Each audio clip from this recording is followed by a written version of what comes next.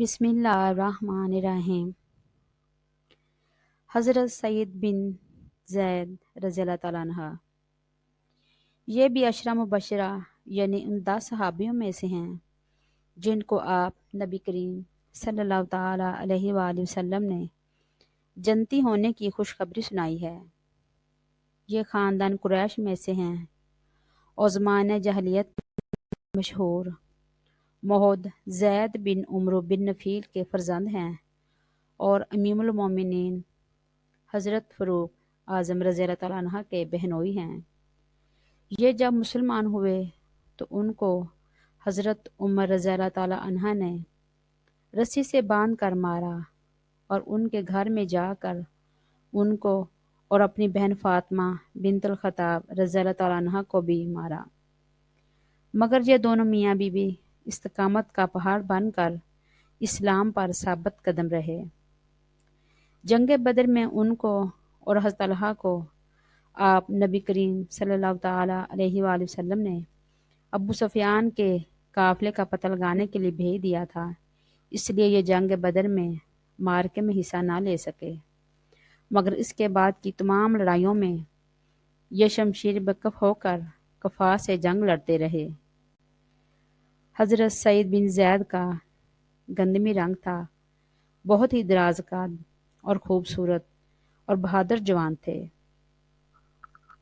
تقریباً 50 ہجری میں حضرت سعید بن زید 70 سال کی عمر پا کر مقام حقیق میں وصال فرما گئے اور لوگوں نے آپ کی جنازہ مبارکہ کو مدینہ منورہ لا کر آپ کو جنت البقیع میں دفن کر دیا۔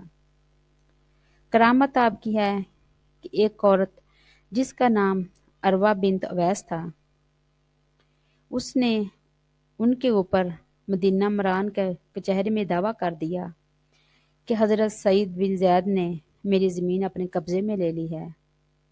مروان نے جب ان سے جواب طلب کیا تو حضرت سعید بن زید نے ارشاد فرمایا کہ میں نے اپنے نبی کریم حضرت محمد مصطفیٰ صلی اللہ تعالیٰ علیہ وآلہ وسلم کو یہ فرماتے سنا کہ جو شخص کسی کی ہاتھ کے برابر بھی زمین ناحق لے لے گا تو قیامت کے دن اس کو 7 زمینوں اور 7 آسمانوں کا طوق پہنایا جائے گا۔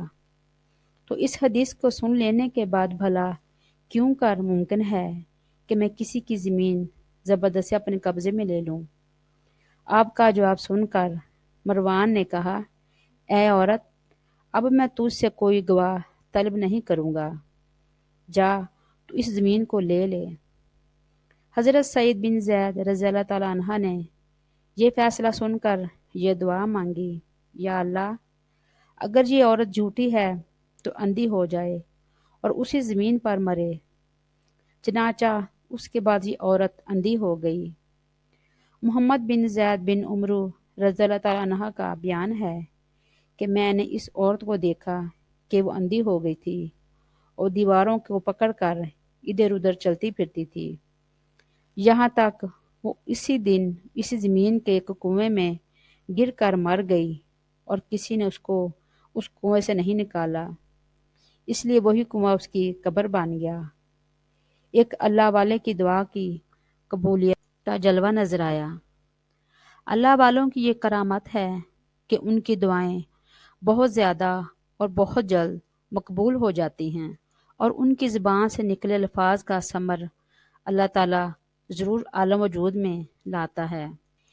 اللہم صلی علی محمد وعلی آل محمد کما صلیت علی ابراہیم وعلی آل ابراہیم انک حمید مجید۔